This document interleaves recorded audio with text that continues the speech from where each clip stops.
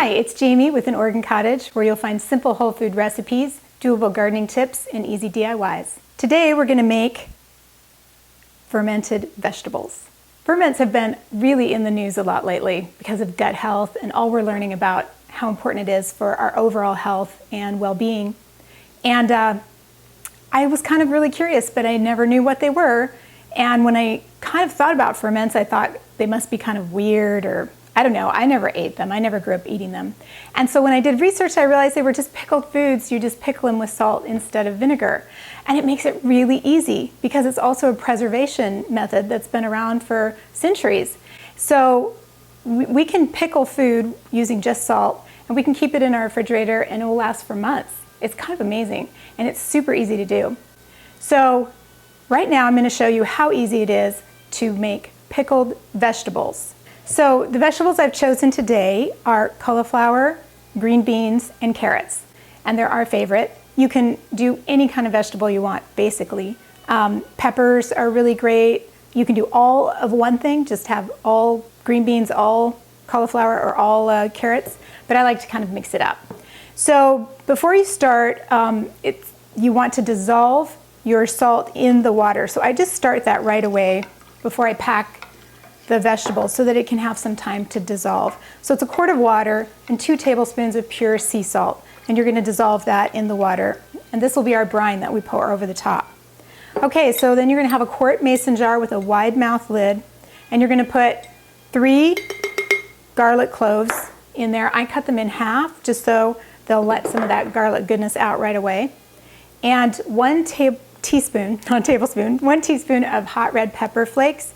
You'll want to put less if you like it less spicy. We like it more. You can leave them out. You can even just put a pinch. It's totally up to you. And then you can just start layering your vegetables in there. And I like to just kind of start with the cauliflower on the bottom. It makes a very pretty jar too. And then add a few carrots. The green beans are taller, so I kind of put them down the side. Isn't this pretty, all the vegetables in there? And then you can kind of just add more as you go along there, packing and layering. Push down as much as you can. You want to fit as much in there.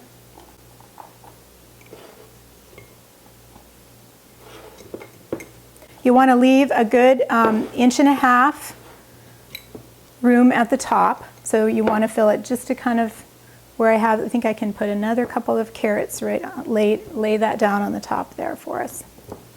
Okay, so I think we have about 1.5 inches there. There's our jar.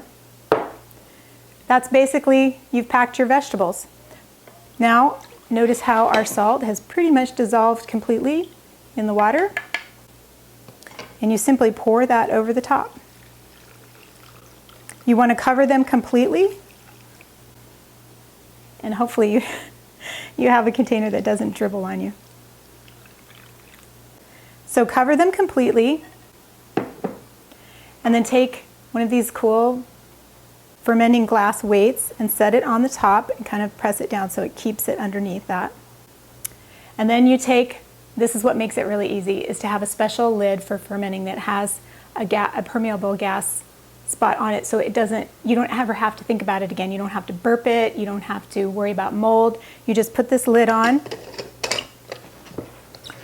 There's a spot to set the date that you do it. Today's the 22nd, so I'm going to move it to the 22nd.